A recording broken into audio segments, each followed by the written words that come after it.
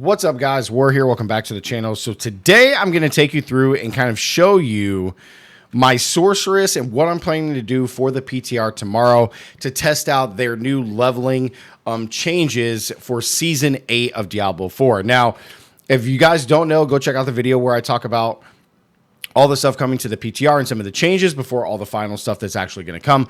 But I figured I'd go through and put together. We are going to be starting with Sorceress because there's a really cool build that I'm looking forward to playing, which is the Meteor build. I think we can finally get the cooldown to be 100% permanent. But for the leveling purposes for tomorrow that I really want to showcase, that's going to be Ice Shards. So I'm going to go through and just kind of highlight and showcase some of the Ice Shard abilities and what I have here. I am currently level 24, and the dev said that levels 1 to 25 are going to be much harder.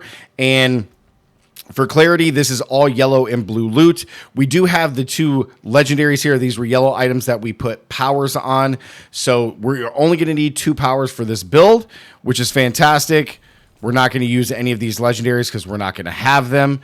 And I'm going to go ahead and talk about what I'm playing for leveling. That is going to be Ice Shards, okay? Ice Shards got a huge buff.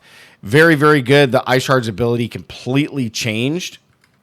Sorcerer's new change to Ice Shard is the unique power. This is going to be the one that we're going to be using, and this is the one that you can find in the dungeon. So the unique power is Ice Shards now spreads out with 2 additional shards. The damage that you deal is increased each time Ice Shards deals damage up to 50 to 75%.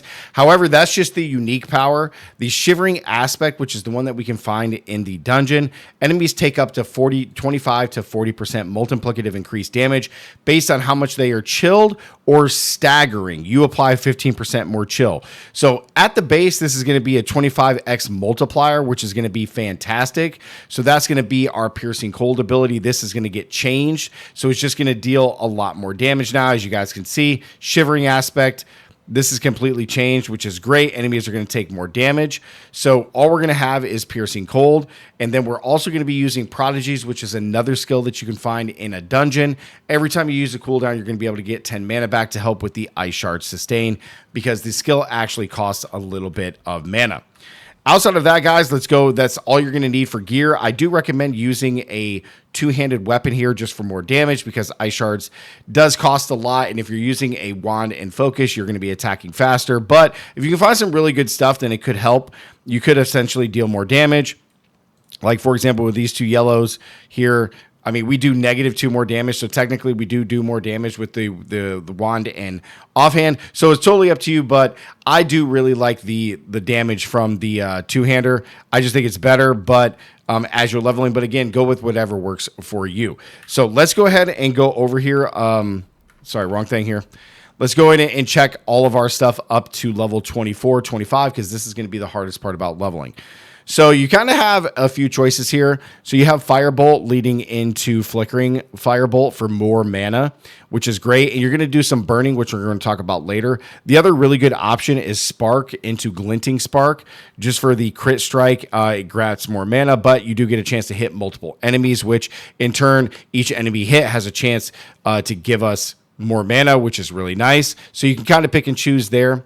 We got Fireball because Fireball is going to be our first enchantment slot here. Then, of course, we got Ice Shards into Destructive Ice Shards.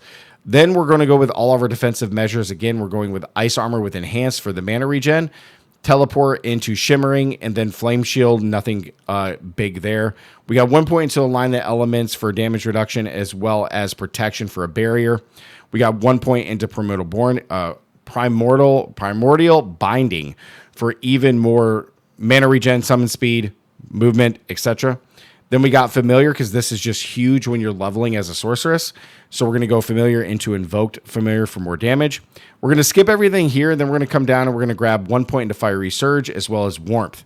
Then we're going to be doing Permafrost and Hoarfrost just for more damage. Now, the reason that we're doing Firebolt at this very moment is because killing a burning enemy increases your mana regen by 15%. This isn't that big of a deal, but because I actually like Spark better.